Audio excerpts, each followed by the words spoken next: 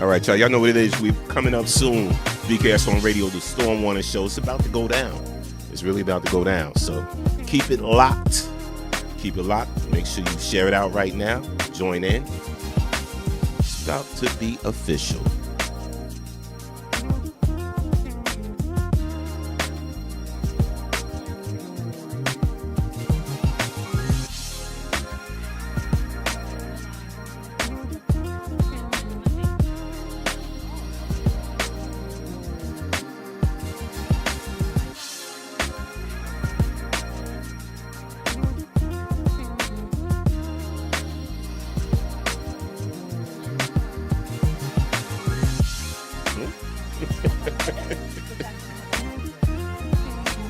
I can't tag it because, I ain't gonna text you. I tagged Daniel. I tagged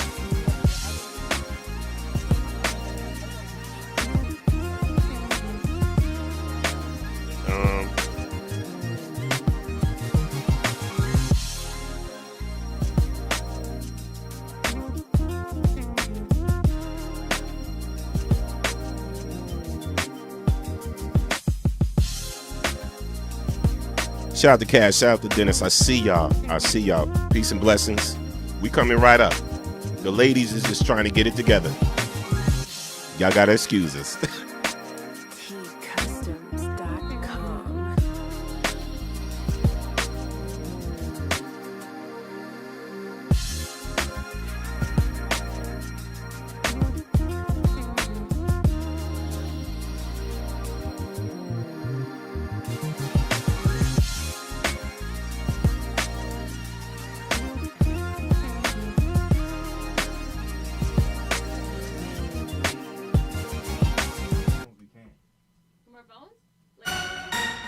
This is the Storm Warning Show.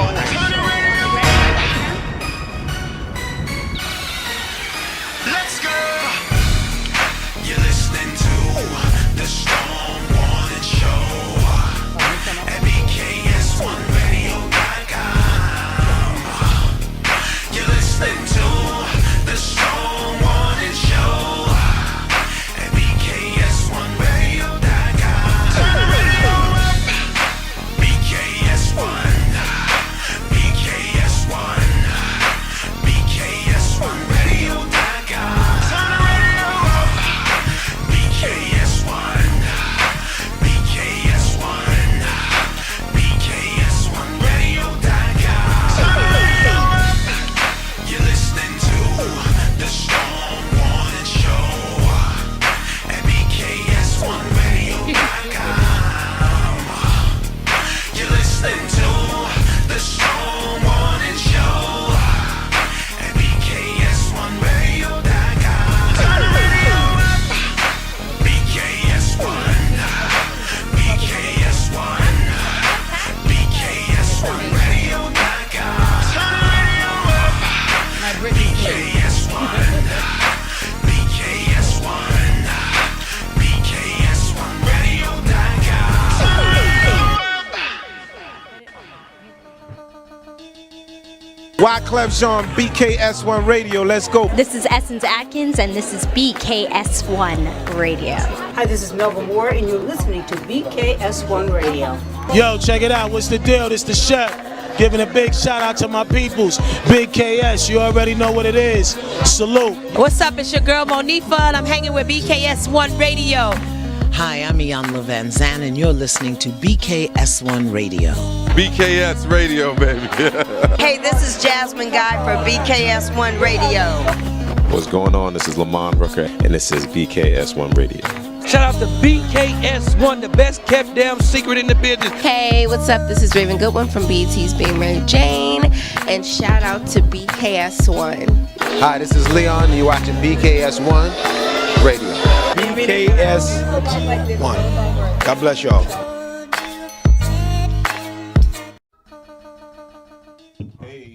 clap it up. Listen, you're officially on the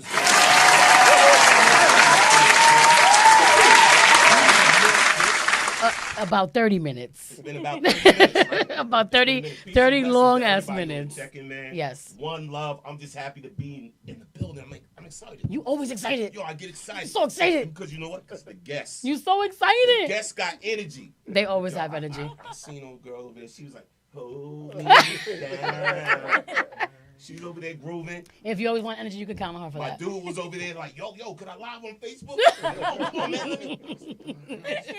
He's trying to be on point. He's trying to be on point.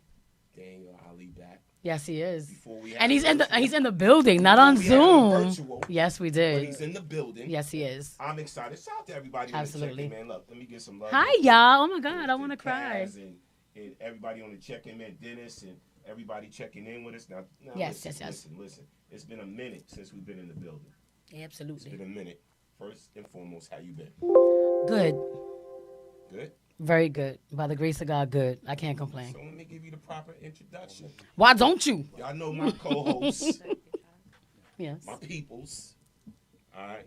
My special Puerto Rican. Oh. You already know. Your sazon. 1/3 of the You supposed to say my chiote and cilantro. What happened? Okay. No, too much. I went too far. Okay, maybe next time. No, the only thing I know is in Spanglish. Spanglish. In Spanglish? In Spanish is que tenga un buen fin de semana. de semana. I know. That's all you know. That's all he knows. That's all you got, yo. That's all I got. That and meet up. And dame chicle. Oh, that's new. That's it. That's fun. That's all I got. That's new. That's all I got. I can't with listen, you. This is going to be a great show. Wait, but we have to introduce you. El General. Yes, DJ Storm Norm, CEO of the damn thing. BKS and all that good stuff. El Chocolatito. Yeah. But it's Storm Norm. I miss you, Norm. Listen, I miss you too. Let me clap it up for y'all on the Yes. check-in, man. Thanks for everybody checking in on IG. In the year 2022. Yeah, it's been COVID-y, so we're adjusting. Yeah. No, we're adjusting, but we got some new things popping. Yes. Also, we used to do the thing at Friday nights, Fridays before the pandemic. Right. Pandemic hit. Friday shut that down, but we're back at another spot called Darius Grill. Yes. That's located in Greenbrook, Route 22. Okay. All right. Come check it out. It's Darius Grill. The food is good. It's popping off after work from 7 p.m. to 11 p.m. Come check me out. I'm on the ones and twos doing what I do. As always. You know what I'm saying?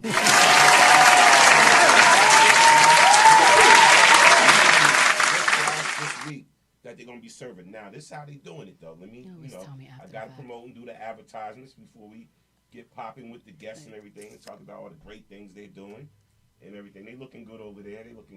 Yes, sir. Shout out to Daniel Ali. I want y'all to call in and tell them to give me a part. Play me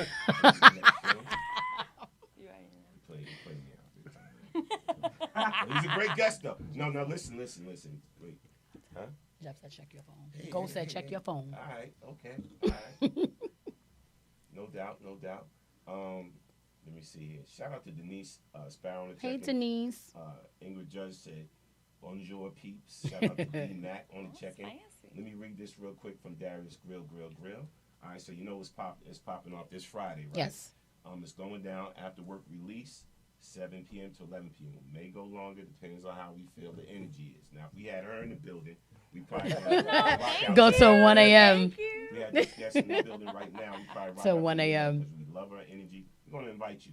Come up. Y'all come party. It's grown and sexy. So y'all fit the bill. Yeah. All right. So make sure y'all come on out. And it's also BYOB. We like that. The menu, right? The menu. This is how they do the menu. So you pay one price, and you can eat this all night. So it's like all you can eat buffet kind of thing? So if you finish, they just keep serving you. You're telling me this now? They just keep serving you. This is how they doing it this Friday. So listen. The fat girl in me is so mad. Barbecue chicken, chicken skewers, Creole shrimp, mac and cheese, black rice and corn, potato salad. Okay. The list goes on and on, but all for one price, and they keep serving it. So if you finish Stomach something, growling, they bring thanks. you more. You finish something, they bring you more. So come check That's it out. good. That's good. Darius Grill. Yes.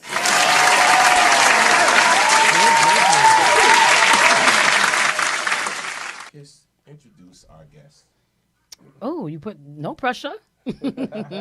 So like we said, we are welcoming back Daniel Ali. If you guys remember, all of our platinum listeners, you guys remember when he came, a few months ago? And we discussed his last project, Love in the Game, featuring one of our favorites, Check Fernandez. What's up, Steve? And also the beautiful Michelle Somebody Batista. said my mic wasn't that beautiful spill. Dito, nobody heard you? Somebody said, your mic's not on. Oh. And guess what? They were right. They were right. Well, hopefully it picked up through mine, like, bouncing off. Hey, listen. It is what it is. Go ahead. The show must go on. Go ahead. So like we were saying, Michelle Batista, who's our guest tonight, was also in Love of the Game. She played the leading role in that movie, and she was phenomenal. If you guys have not seen it, please go out and support. We'll get your website and all the information because I don't want to say the wrong thing. But we're welcoming back Daniel Ali, and this time we're discussing his new project called Delilah. Michelle is also the lead in that because she's doing a damn thing. And we also have Jonathan Reagans. I'm saying it right? You nailed it. All right. And he plays her boo. That's my mom. But we're going to let you guys, give everybody the meat and potatoes of everything with Delilah. And we're excited. We're excited to have them So back. without further ado, There go their faces and all let's that. give a warm welcome for our guests. Sorry y'all couldn't hear me earlier, but y'all can hear me now. Let's get it. I want y'all one by one to introduce yourselves to the world. Take the mic. Take the mic. Talk in the mic. Make sure it's on. Shivery isn't that. Oh, you guys can hear me. I'm Dominican, so you're always going to be able to hear me. So my name is Michelle Batista, and I am playing the lead in Delilah. It's the namesake. My name is Delilah Hernandez in the film, and I worked with Ali before in Love in the Game as Paz, and it was a beautiful experience. I'm so excited for this one. We've been working at it for some time now, and I'm so excited to bring this into fruition. Before we even pass it to Daniel, I wanted to take you to get your part, to get your script. I just want to know. We know where this is going, Daniel. So, I get it. No. You're a little bit cuter than me. He's like, just a little bit. Daniel's turning red. You got him turning red. I think you can be Delilah if you want to be. No, I don't want to be Delilah. Oh, the Lilo. No, Delilah's like, twin no. brother. That also has many vices. I can't deal with Delilo. But nah, go ahead. I guess I'll pass it on to Ali. Hi, everybody. I'm Daniel Ali. Great guy. Happy to be here again with two of my favorite people. It's such a blessing to me that I was able to meet Kiss because all of this happened because I met her and she hooked me up with the general over here, and I'm really pleased and very honored to be here. So thank you. Good to have you back. Good evening. I'm Jonathan Reagans. I'm playing the role of Nicholas Alexander. Michelle. I'm playing the director. He's the director. He left that part out. Author of the book. Yes. So so I'm playing opposite of Michelle Batista of Delilah. So I'm happy to be here. Thank you for having me, and let's have some fun. And he's a Virgo. Whoop whoop. I have to add that. Yeah, Virgo's in the house. Scorpio. Woo! So now, let me go back to us. So the last time you was here, we talked about you was on Love in the Game. Yes, Love in the Game. That'd Real be quick, her. just refresh the audience about the book and what inspired that book real quick. Get your mic. Yeah, okay, this is good. Thank you. Love in the Game, just a story that kind of had been with me for a long time. Wanted to tell some things about myself and about the life that I lived and what I came through and those who are around me. And it was an opportunity which was actually a blessing and a curse at the same time. It was COVID that gave me the opportunity to actually focus and be able to get it done. So it's a story about a young brother out here that's getting some money and has come to a point in his life where he wants to make a change, but finds himself not really able to, go through with it until he reconnects with a young lady that he'd been in love with for years, and that relationship and the love he feels for her, which was her, if you look at it, you know why.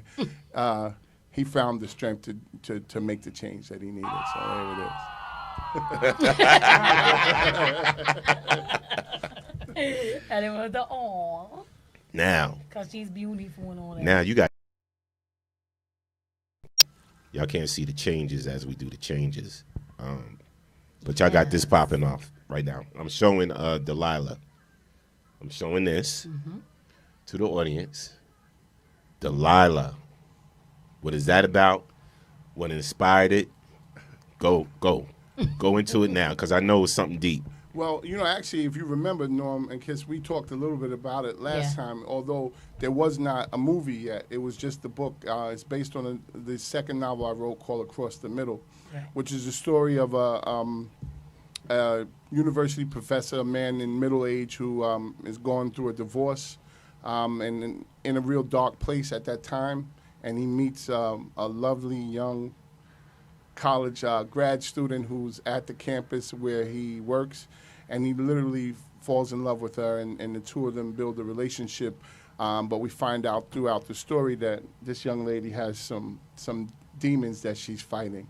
And the story is about how the two of them navigate the waters, trying to find their way to each other across the middle. Right. But the interesting thing about it is when I initially wrote the book, the story was about Nicholas. It was his story. But somewhere through writing the book after it was done, and when the idea about the film started to come up, I realized that this story really was about Delilah. And it really was that feminine energy that attracted me, even as the writer. It was that really, inspired me. And I can say this, and then I'll shut up. But I knew from the beginning when it was going to be a film, and I didn't realize this right away, but I realize it now, is Michelle was always Delilah for me. Oh. And she's the only one that I thought of. And there it is. Now, okay, Delilah, if you know anything about the Bible, exactly, you know who Delilah was, That was y'all. my aunt's middle name. So, She's a Laquita. very pleasant on the eyes, Delilah was in the Bible. Absolutely. Very enticing. But also, With the arms. Delilah had some ish with her. Oh, yeah. Yeah. You know what I'm saying? She knew how to get what she wanted Absolutely. from powerful men. So, tell me about playing this role, Delilah, and how is it different from you as a person? Norm, before she answers that, I just want to say one thing. Go ahead. We actually have 3 actors in this film here today because Kiss is also in the film, and I want to give her a shout out. She actually plays Delilah's mother. I'm her mommy. Let's give her credit for that. Now, You created her. I made her. I make people. What have you done? I can make people Right. too. Yeah. All right. My vices come from my childhood trauma, mommy. Damn, Okay. so I might be at fault for that. So how similar are you to the character? How similar am I Yeah. to Delilah? I think in every character I've ever played, you have to find yourself within that person. Because Delilah is a very relatable person, not exterior, because I don't know how much we can give the detail of the film to this. I don't know, not too much. But everyone has a vice, I would say, collectively, right? Whether it's gambling or sex, drugs, rock and roll, whatever it is, we all have different vices. So I had to just look within myself and see what are some of my vices so I can relate to Delilah. But it was very easy. It's not hard not to relate to Delilah. What's Delilah's vice? Oh, I can say the vice? Okay. Okay. I was like, I don't know.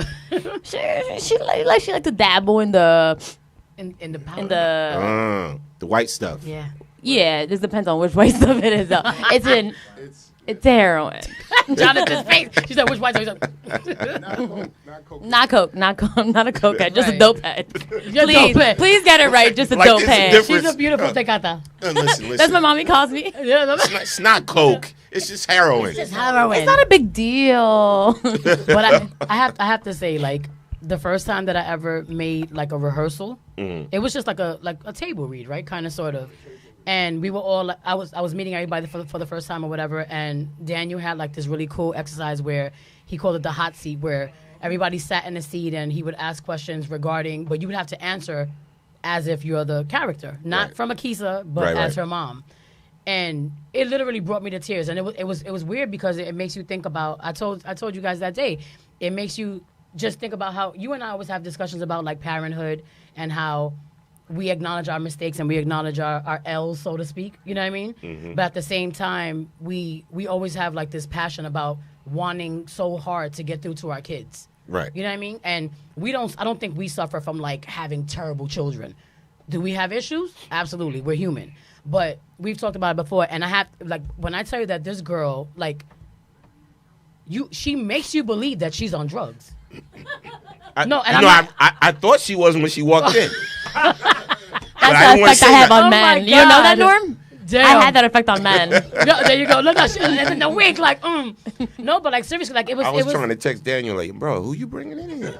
But I said it to Daniel, right, when we spoke over the phone like that later on that night. I was like, I'm so glad that you chose her again, because it's not easy to, like, anybody could be like, oh, I'm acting like a crackhead, and we joke about it. But the way literally the way she sinks herself into this character, like, I found myself taking like little candid shots of her, because she would just be sitting in the corner and she's not even trying to do shit, but it looked so like authentic, and it just felt like she was still in that moment, so to speak. And then their connection, like the chemistry between her and Jonathan is like, thank you, cuz. No, seriously, like, I'm not even trying to be like, you guys know, like, the chemistry is ridiculously, like, it's so dope. Like, I actually thought you guys were dating for real. Oh, I asked you that, did I not? I said, not to be in their business. I said, but is Michelle and Jonathan like actually dating? I said, because it just felt, there was such a connection, and it just felt so authentic, and so like they look comfortable. You know what I mean? And that's not easy. Like, we've acted before together, like in plays and stuff. And with him and I, it was easy because we've been friends for over 10 years now, and we're goofy as shit. So it was cool, but it came from a real place. So when I saw them, I was like, yo, like he really picked a great cast. Don't sell me now. He already casted already. Oh, shit. Don't sell me now. He already casted already. Have to make him Well, if I could jump in real quick. Well, yeah, please. Michelle and I actually know each other. We worked together before in a play 2 years ago, right? And we were slated to do the play again before COVID. A young man by the name of Jonathan Travis created this play. Shout out, Jonathan. He created this play, Anytown, USA, and we played opposite husband and wife in that play as well. So that explains it. Yeah. Okay. What's interesting is that I cast someone else for the role of Nicholas initially, and it wasn't working out.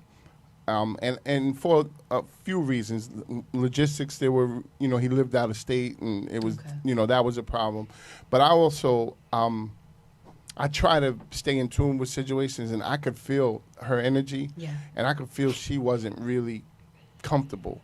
And that matters. It matters a whole lot. I mean, this is my star actor, so I was like, she has to be happy in order for this to come out. And I think it's funny because I think she kind of picked up on my feelings the same way I picked up on hers. And she was like, hey, if you're not happy, I do know some people, like, just in case, right? And so, I think maybe 2 days, because I don't like to just react to situations. I like to take a moment and think through it. Yeah. Right. So I think it was a couple days later that I called her back and I said, you know what? If you know somebody, yeah, I'm interested. And she said, all right, I got it. And she called me later and she hooked me up with Jonathan. And we did a Zoom, and from the very first minute of the conversation, his energy was just, because that's what I look for. That's how I try to move. Energy is important. No, yeah. It's everything. Very important. Like, Jonathan had me shook. Like, when we were doing the hot seat, I was just like the way he was coming out, I was like, because he was coming he was coming at my neck. He was coming. Well, how they say he read you for filth? Yeah, literally. But his energy is just so powerful. Absolutely. So now we can go into Nikki, as she calls him, Nicholas. Nicholas. Like, I'm back on the hot seat again. Even though you guys work together, it's obviously a different role. It's obviously a different energy, a different perspective of everything. So your character, Nicholas, like she said, plays, you play her boo, but dealing with her and her vices. You on dope too? No, he's not. He's not a dope. No, Nicholas is actually a professor. Oh, you're a professor. He met her at the university. So you're a good guy. Yes. All right. So with issues as well. Don't we all have issues? Good. That's subjective, right? Good, bad. Absolutely. So what was your question? I'm sorry. So the same thing. Like, how easy or not easy was it for you to be able to relate to Nicholas or get into character, or to be able to bring Nicholas to fruition? Well, there's a lot to explore with Nicholas. Nicholas is a button-up guy, straight lace. He found himself in this world where he's into being a professor, he's in this world of like very conservative. Right. And Delilah comes into his life and just opens him up. And Nicholas has recently been divorced. I'm not trying not to tell too much of the story myself. Okay, just give a little bit of background. And he's in a little bit of the dumps. You know how it is. You go through a breakup. You're trying to rebound. You're in the right. Yeah, a 20-year marriage. So Delilah enters his life and opens him up, and they go on this roller coaster ride. And she gave you that spark again. Right. So Yeah. It's a struggle because Nicholas is not sure. Like he's much older than her. Right. 20 plus years older than Delilah. So he's uncomfortable with that. He's still not over his ex completely. He's not sure. So it's a challenge for him. So going into the character, because in my normal life I don't really date younger women. So right. That's that element. And then but just like I'm a little rough around the edges myself. Right. Nicholas isn't. So there's a lot of challenges there, but it's a lot of fun. I'm not sure if I answered the question correctly. No, but so same question I asked Michelle. So with the character that you play in your own personal life, right? What's some similarities? Well, I would say the biggest similarity is how Nicholas and Delilah first start to connect, and this is like a psychological type of mental, emotional type of connection, a spiritual connection. She starts talking about astrology and Deepak Chopra, and because he's a psychology major. I mean, he's a psychology major. And forgive me, guys, this is my first interview. I think I'm a little nervous right now. Okay, you're killing it. Okay, cool. All right. Yeah, so I'm into those type of things myself. A law of attraction, co-creation, and those exact type of books that Nicholas reads. So it's easy to connect to those parts of Nicholas. I do want to jump in and kind of add on to the question about, me finding myself in Delilah and the differences and similarities. And I will say that in my real life, Michelle Batista, I'm an open book. I share myself with everyone. Not in that way. Hold on. Pause. Okay. My mom might be watching. Mommy. My other mama. But I do believe as a human being and as an actor, vulnerability is key and transparency. And Delilah, and like for me, Michelle, I have a hard time actually creating walls. You know what I'm saying? Because not everyone deserves your energy, but at the same time, being an empath and being a human being, you do share your energy. Exactly, right, Kiss? Yeah. So with me and Michelle, I have to learn how to build my balls up. And with Delilah, I have to learn how to put my balls down. You know what I'm saying? Because she still has her guards up, even with, the love of her life, Nicholas. So you do definitely see the glimpses of the vulnerability that Delilah has, but you're also going to see the defense, too, that she has as well. Right. You're going to see throughout the film the duality of it, the passion between Nicholas and Delilah, but also, the crashing and everything due to the vices and our personalities and just what's happening, the situation at hand. Daniel, set up this clip right here. What are they about to see? This clip is actually something that we took from, I think, our second or third day of shooting that we did a week or two ago. And it's really basically just what I wanted to do was I wanted to give a clip that would entice potential viewers to see, to say, what is this, but not really tell them too much of anything. So what we see is Delilah in the bathroom coming out of the shower. Okay. And she's in her mode. She's getting ready to get her thing right. Right. So that she can go. She's actually getting ready to go and go out. And so she's going to get her thing right, and you're going to see her doing that right now. All right, let's watch this clip.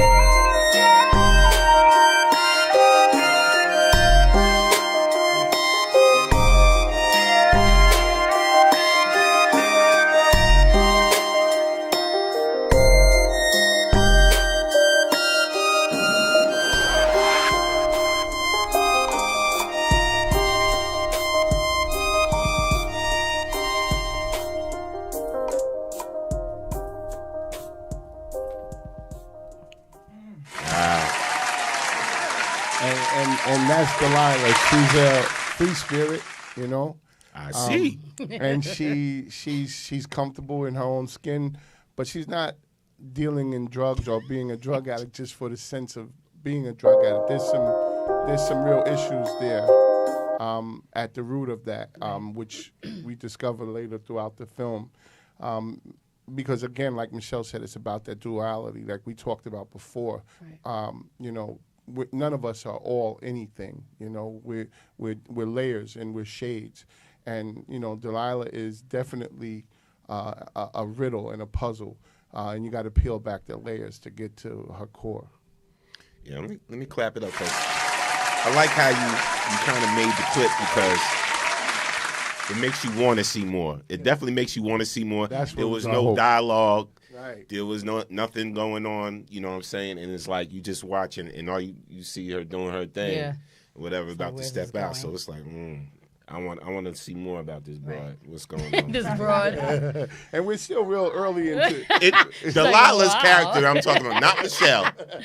I am Delilah right now. Okay. No. You're Michelle today. No, Go but ahead. see, that's why I think Michelle is so effective, because she really does, and Jonathan as well. Both of them, you know, they really get into the characters. I mean, Jonathan will call me at 11 o'clock at night, and we'll be on the phone for an hour just because he asks questions. Michelle, the same thing, and I love that because that shows me their level of interest and how much they really want to portray these characters. I've had long conversations with Michelle, long conversations with Jonathan, just asking questions about the character. What would she do? What would he do? How would he, you know? So it's really helpful, and that's why they're both so fantastic. No, I can tell. I want to see more with Jonathan's character too. So it definitely makes me want to watch. We saving that. But what I like too is like just sitting here, you know, meeting Michelle before the show and talking to her and everything, and to watch this little clip. Yeah. It's You like know, day and night, right? it's definitely day and night. And again, Mom, I was calling the character abroad. Let me talk to your mom real quick. I was calling the character Delilah abroad. All right, not She don't know Michelle. English. It's fine. Not Michelle. I can't see it. Michelle's far, totally different. All right, now look. What I gotta ask is, what do you expect from the audience? Like, what do you want them to get from this film when they watch it? For me? Yeah, what do you want them to take from it?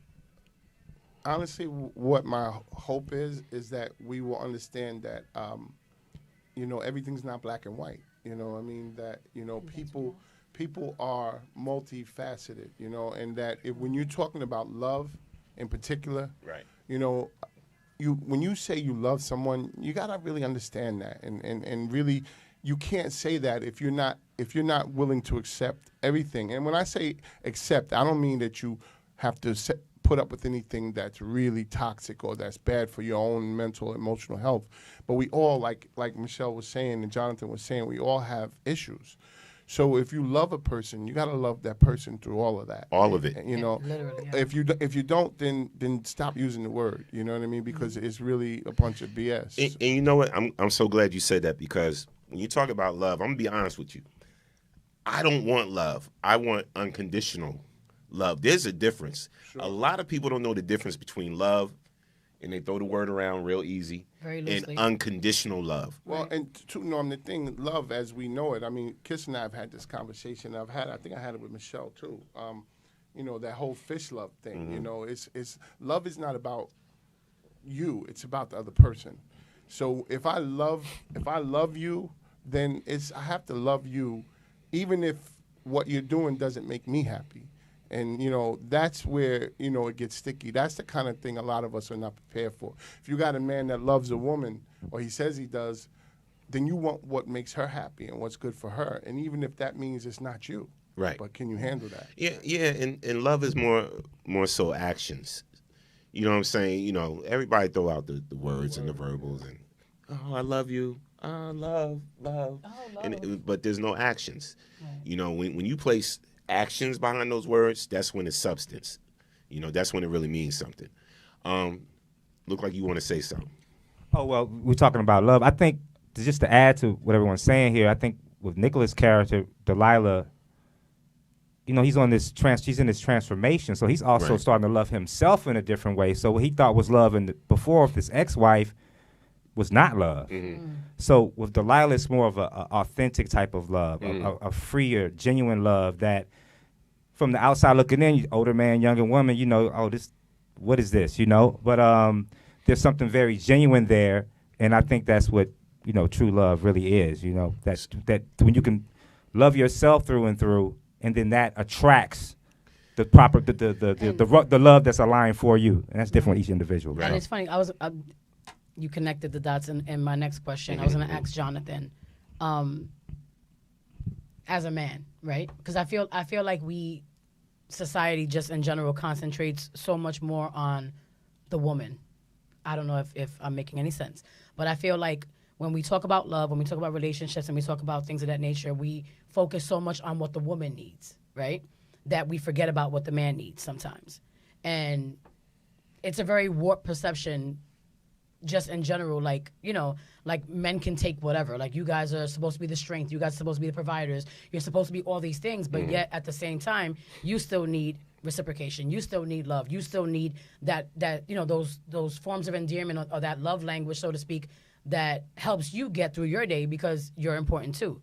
So I think I have it's a one question, not an A and B question, but my question to you was, have you ever been, it is an A and B, have you ever been in a situation where you had to deal with something like that, where you almost found yourself loving yourself more because you had to focus on the lack of character or whatever it was in the person that you were dealing with, and at the same time, how did you deal with that? Or should I say, would you be able to deal with being in a relationship with somebody who is like Delilah and still see yourself saying, I can still love her?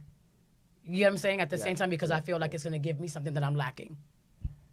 That's a lot, but I don't know. It's a very good question. But just to be clear, you said love myself more or less?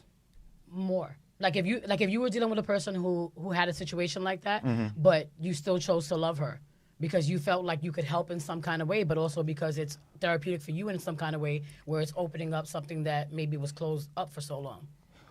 Could you see yourself actually dealing with that? Well, I had a situation where, again, initially we think, we vibe with somebody else for that honeymoon phase, right? And you're like, ooh, we in love. And, it's passionate, it's sex, it's great, right? But then as that starts to wear off, when those first moments of adversity starts to come into a relationship, things are revealed. And you go, wow. And now we're here. You're 6 months in, you're a year in. You're like, oh, wow, what do we do now? And for myself, in my personal situation, I don't know who's watching, but so many. No, I'm just kidding.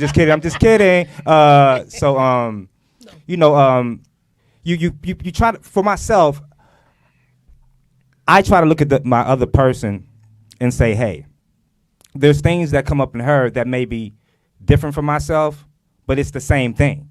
So if it's Delilah, if it's drug abuse, for Nicholas, it may be some other form of self-destruction or so forth like that. And then you hang in there and you say, okay, well, I've hung in there and let me see what I can do. I push through, but it can get.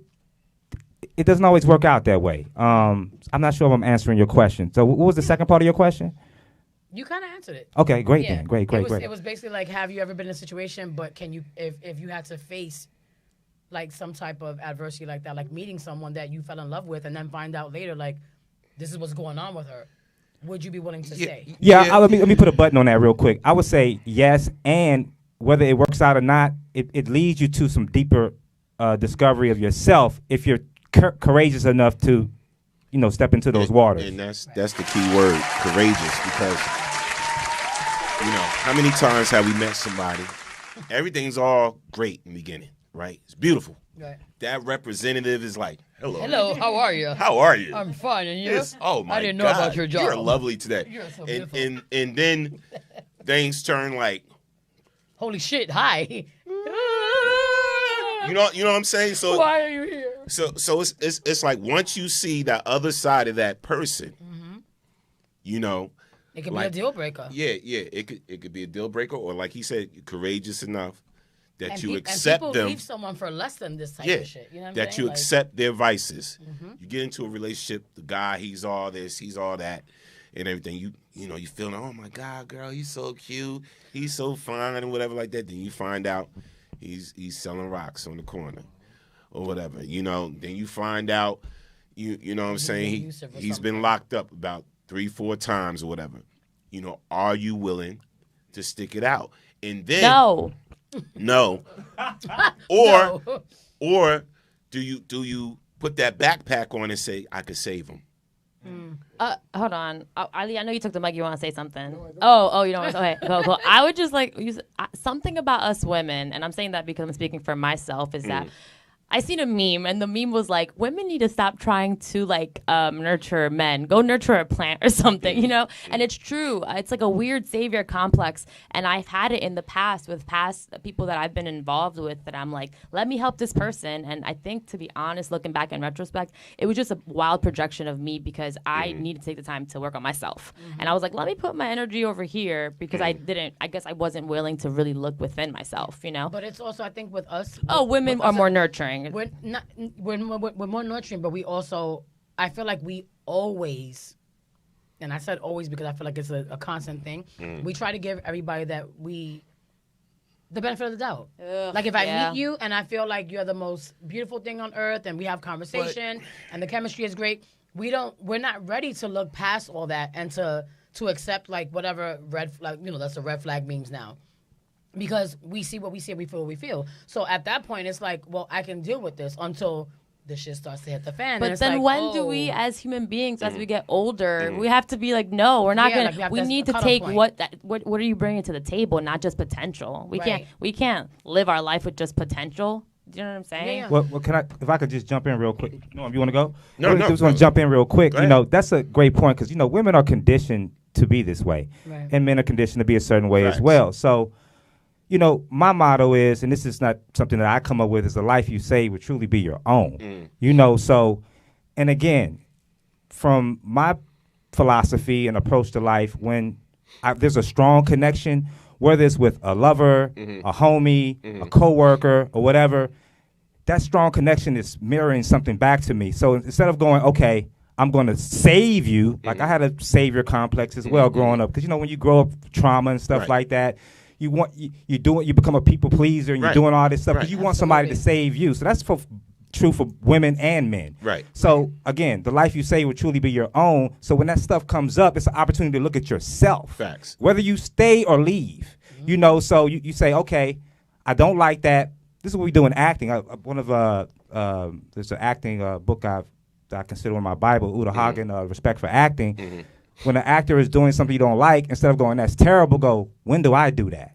Because it's showing you something. So you can stay, you can leave. Like you said, I wouldn't put up with abuse and all these type of negative things. But also, when you recognize something, ask yourself, how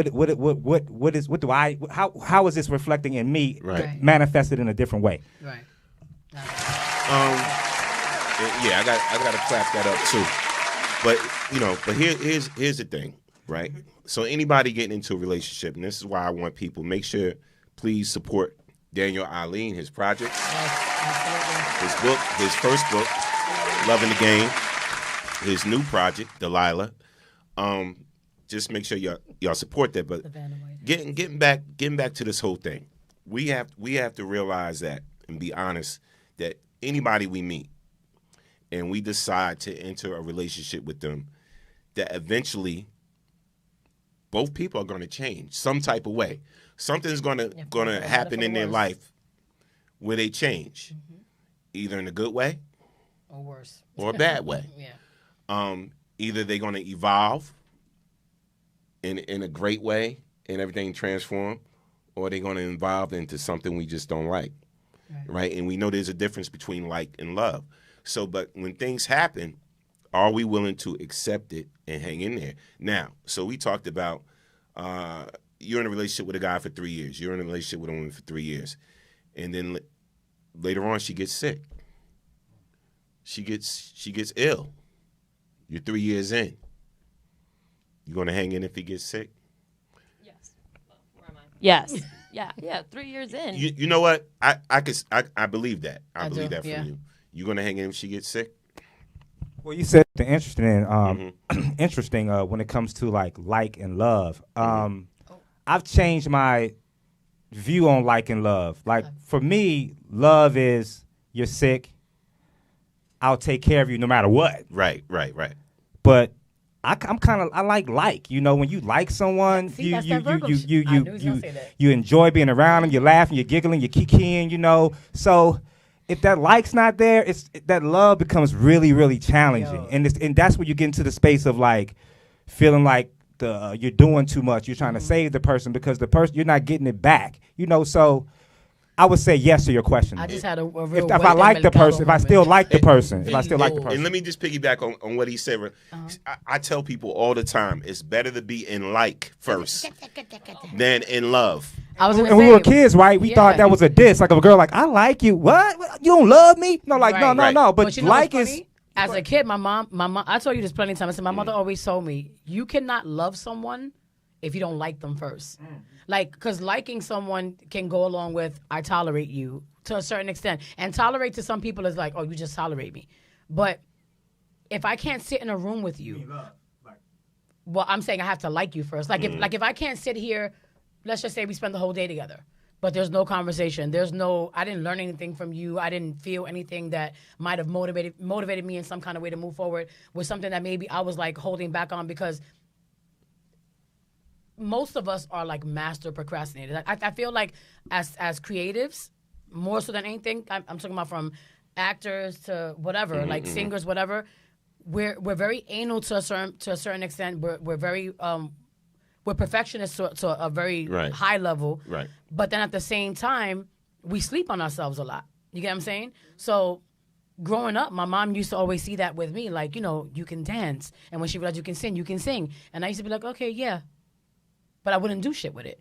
And then if it wasn't for her, I wouldn't have gotten into LaGuardia because she forced me to go. She was like, you're going to sing this damn song, and that's it. And she stood in the window like, sing the damn song, you know? But she taught me so much about just even like love at an early age. Like, you know, just seeing things with her and my dad or whatever. She always said, if you don't like the person, and she said to me, the reason why I dealt with your dad and all his crap or whatever, even after I shouldn't have and he didn't deserve me, was because I liked him. And I learned that growing up. Like, I would sit in rooms with people that I was in relationships for like 4 or 5 years or whatever, and I'm just like, but a part of me was so unhappy, and I'm sitting here like, do I like you this much to be here? You get what I'm saying? And even though I love the person, I didn't like you enough to screw myself up enough to say, what about me? And then because I was so focused on being that person for that person. But you know what? That's that selfless shit, and it kills you. Exactly. Let me clap that up. Ooh. But you know what? I knew you were gonna say it. It's always important, It's true, and I tell people too. Be friends with the person you in. Make sure you're friends first, because that friendship could sustain the bullshit once y'all go through something. Which you will. Yeah. Once y'all go through some type of turmoil or problems in the relationship, if you got that friendship there, that friendship could save that relationship. But you know what, Norm? I hear everything, and I agree with everything that we're saying, but I think one thing that we can't lose sight of when we're dealing with this, and you say, well, you meet the person and then they change. I don't think it's that the person changed. Your perspective changes. It's about you. It's not about that person. Because the same things a lot of times in relationships that you saw in the beginning, you ignored them because you wanted to be in that relationship. But then down the road, when your perspective has changed, now those things are a problem. Right. So I think we all, in these situations and relationships, you know, it's about us more than it's about the other person. And sometimes, I'm sorry. No, go ahead. Please. No, I was going to say, and sometimes with everything that Daniel just said, sometimes even though we see that, that's the beauty in some relationships where those are the things that withstand the relationship. Like, yeah, we found out these things and we ignored it for so long, but it's like, but that's also, it could also be like the glue that kind of holds you together, so to speak. Because I've been there myself. Like, we talk and we go through stuff and I'm like, I'm done with that person and But then it's like you think about, like, you know, you've been friends with this person 20 years plus or whatever the case is, and you think about the chemistry that you have and the things that actually brought you together, and you start to outweigh the good and the bad, and all these things start coming into place, and it's like, You That have sounds to like figure- trauma bonding too. A lot of it. A lot of sis. it. That sounds toxic. A lot of it. It's A human. lot of It's it- definitely human. Right, right, Yeah, right. a lot of it is most of it is toxic. Most of it is trauma bonding, which is scary because then it's like, is that what we all do all the time? I'm gonna give you a situation, Mhm. crazy situation. So I'm talking to a friend of mine, right, and he's telling me he met this stripper. Oh shit. No. We have so many stripper stories here. Yeah, at no. BKS. But he met this stripper, and he was like head over heels. No pun intended. He was head over heels. I'm done. Yeah, for this stripper, right? And so 5 months in, she moves in. Yo, man, I'm gonna talk to her today. I want her to stop stripping.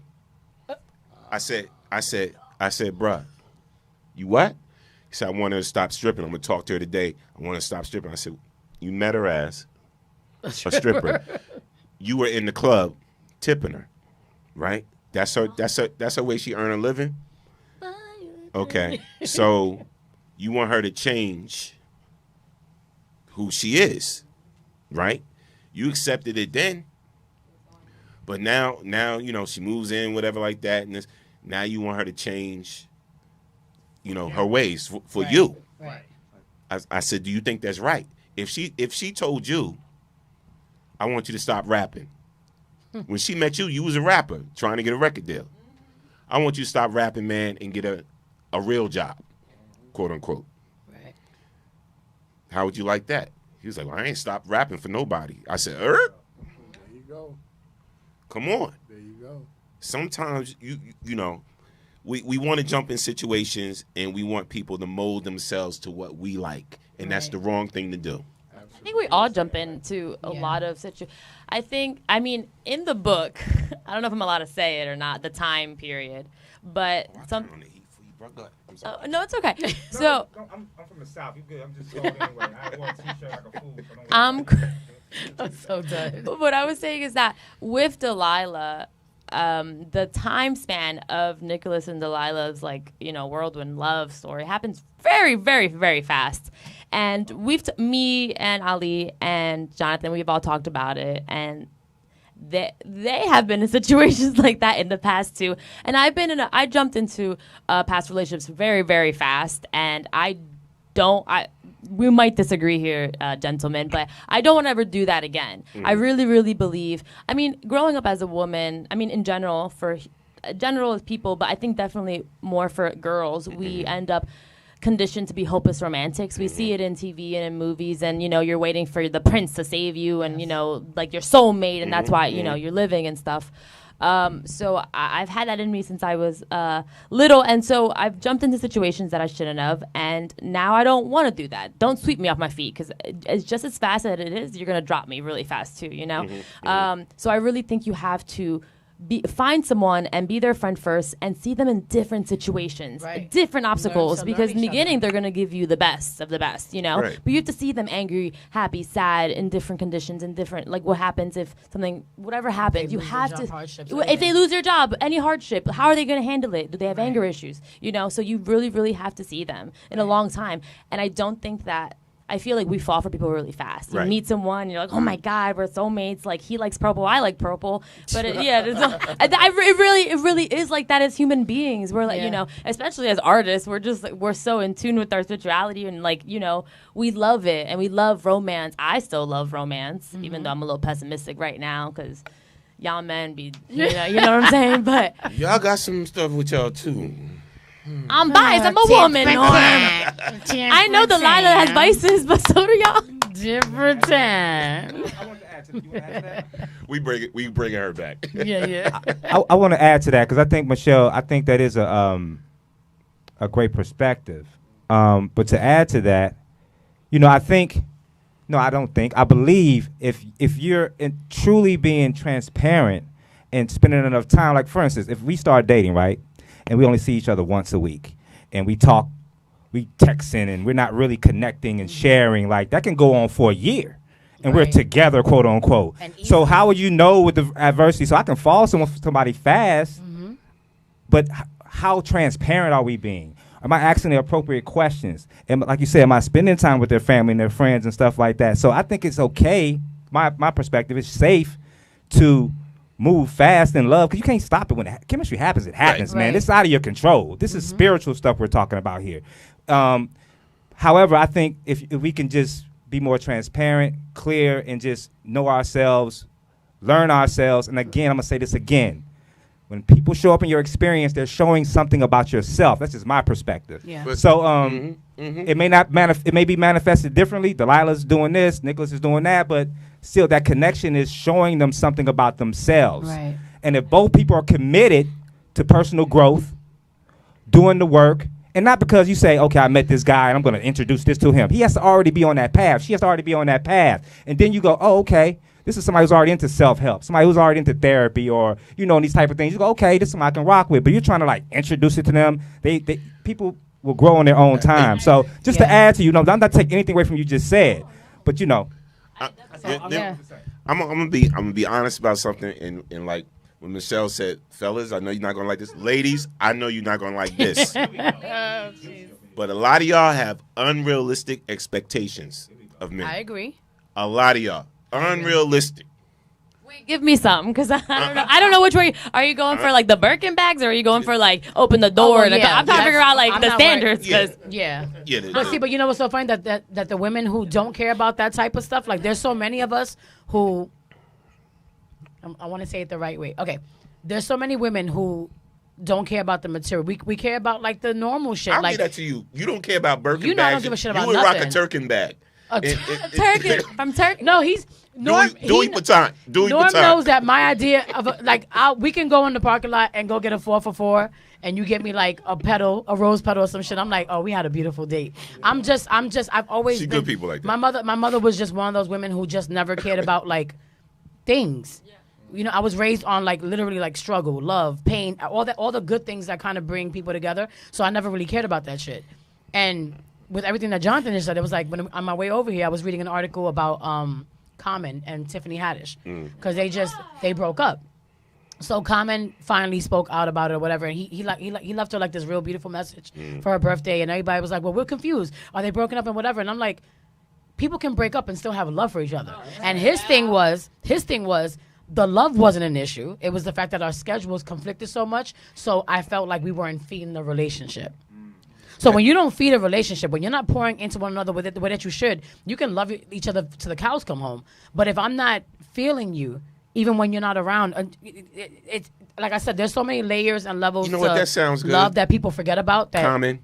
Huh? That sounds good, bro. You know what? Such a hater. Norm, what you about to say? Yo. Common, you here? That sounds good, bro. But let me tell you something. Oh, when people God. want something, they want it. If people want something bad enough, they make it happen. How long were they together though? Because you need to have an establishing foundation. I think it was a short period of time. It was like maybe a few months, right? But see, that's think. that's I'm not- the thing I'm not though sure. that you won't see Right. in this story, because you see a situation where they are committed to feeding it, even though they both have reservations. Right. But also, not to cut you off, especially in like the industry or just in general, when people break up, you hear all the bad things. Oh, I broke up with her because she's this. Oh, I broke up with him because he's that.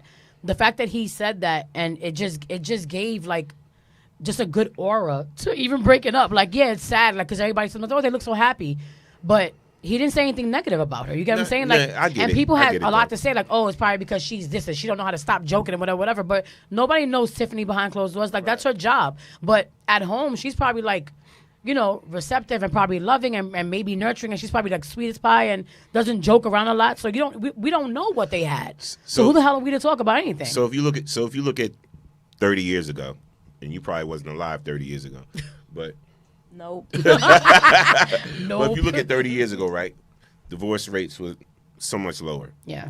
30 years ago, divorce rates was low. Now it's like, it's skyrocketing. I don't like the type of milk you poured in my breakfast. We getting a divorce. Oh, the way you breathe. Yes. People have no staying power. And At all. years ago too, At all. the court systems did not always just grant a divorce so quickly. Facts. You literally had to qualify for that divorce because it was a different time. There were different standards. And it's not to say that all of the relationships in the past were good relationships just because they lasted 40 or 50 years. Right. Because I know people who are in relationships for years that were not good. I stayed in a marriage well past the time that I should have bailed out on it, and was miserable, and really literally almost had to be forced out of it because I kind of had that bad habit. I ride till the wheels fall off that mother. You know what I mean? Yeah. And so, but sometimes, it's about the whole way society has changed now too. So. Yeah. Listen, if you're just joining us, we are with author Daniel Ali. Yes, sir. And some of the stars of his new project, Delilah. All right. Michelle Batista and Jonathan Reagans. I got it right. Yes. Make sure y'all support the new project. And the old one, Loving the Game. Yes. Come on now. Yes. All right, I'm showing the people. Y'all can't see, but I'm showing the people right now. Yeah. That's the new project, Delilah, coming soon. And also, here's a clip for those that didn't see it. With the toesies out. With the toesies out.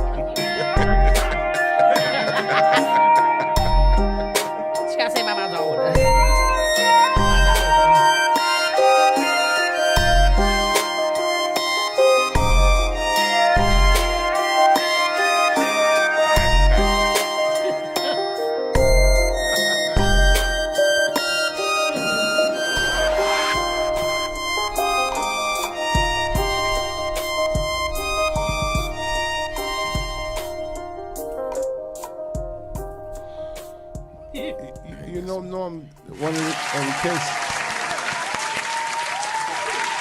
that clip, one of the things, if you notice, it's very sensual, but I was very careful. I wanted it to be. I knew that Michelle would have that effect, but it was important that it was done in a way that was still artistic. Right. And we were in it was just herself, myself, and our the film's cinematographer. We were in the bathroom together, everybody out, because I wanted her to be comfortable and feel relaxed, right, and so she could get into that character. And she did a great job. I mean, and we were in there. How long were we in there shooting? About an hour at least, right? And we got a bunch of footage, and I think that it came across very well, because it's important to me that I want that sensuality, but I want it to be artistic as well, because I think less is always more. What's the estimated release of the project? We're looking at summer, late spring, early summer. We're really still new in our shooting. We have, as a matter of fact, we're shooting tomorrow and Saturday as well this weekend, and then one more date this month, and then we'll be back in January. We have a few dates in January, maybe one in February. So hopefully we'll be ready to go to editing by the middle of February, which we would be ready by spring, summer, which also, by the way, shout out to my man Omar Salgado, if he's on here, from Dame Dash Studios and Homestead Entertainment, where the film is going to most likely be distributed. Oh, nice. So we're looking at Hulu or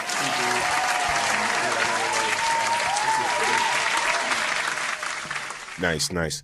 Listen. Again, let's clap it up for author Daniel Ali. Did we show that GoFundMe page? Yes, let's talk about that real quick. Because the link didn't come through, but what I'm going to do right now is put it right in the post. So just tell everybody what the GoFundMe is for and everything right now. Well, as always, when you're dealing with independent films, it's a situation where finances is always a situation. And we just want to make sure that you know, we have everything that we need to complete the project. You know, we're doing well right now, but we can always use support, you know, to help us. I don't know the link. I can't quote it, but maybe we can get it and show it at some way. For all the listeners, I will add it to the post on the YouTube and the Facebook. Please go support the GoFundMe link for Delilah, and let's help get this film. So if you go to GoFundMe, you can just type in Delilah the movie, and it should pop up. It should pop up. Type in Daniel Ali as well. There you Daniel go. Ali, Delilah the movie, There you and go. you guys can donate anything that you can. Absolutely. Please do. $5,000. Right. I do just want to thank working with these gentlemen, Jonathan and Ali. They have, as a woman, you know, it's always.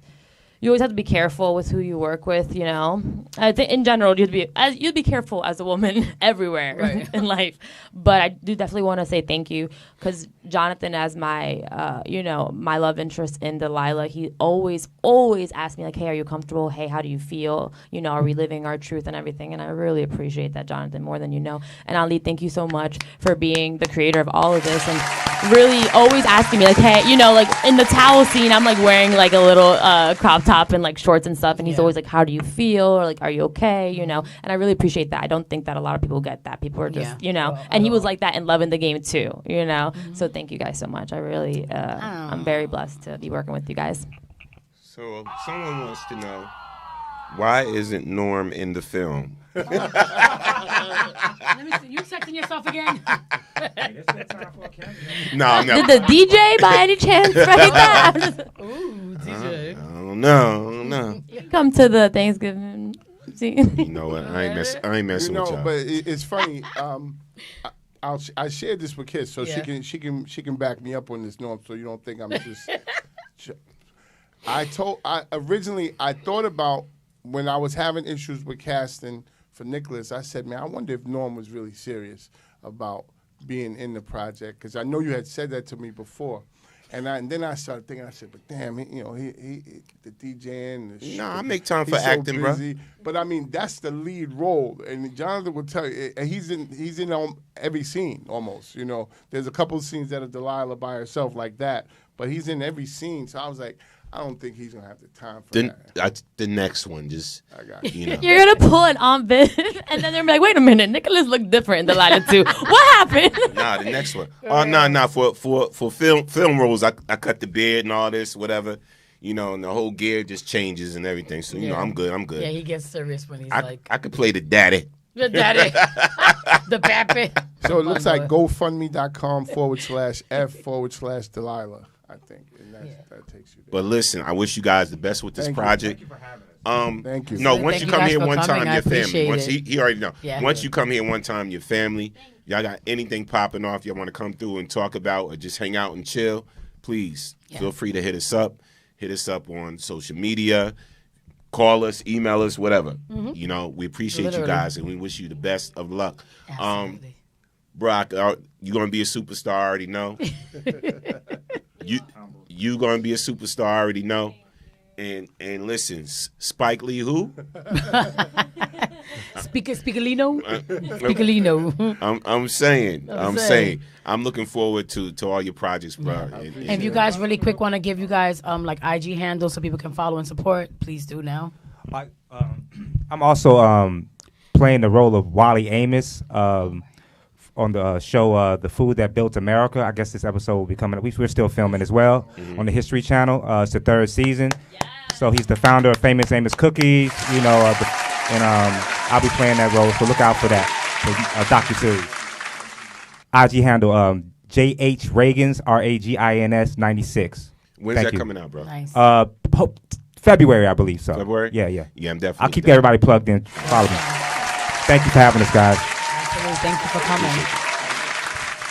I'm always I'm always on social media. I have a lot of opinions, so you'll see me posting a lot. So on Instagram, it's Michelle B. Batista, and then on Facebook, it's Michelle Batista as well. So definitely follow me and see all my opinions. Follow me now so I can argue with you on. Oh my God. I can't. Thank you so much, for real, Kiss and Norm. It's a blessing to be here. Thank you very much. Grateful. Definitely. Make sure y'all stay tuned. The Dollhouse is coming up next. Make sure y'all check out the Dollhouse Music Show. is coming up next with your host, Sage.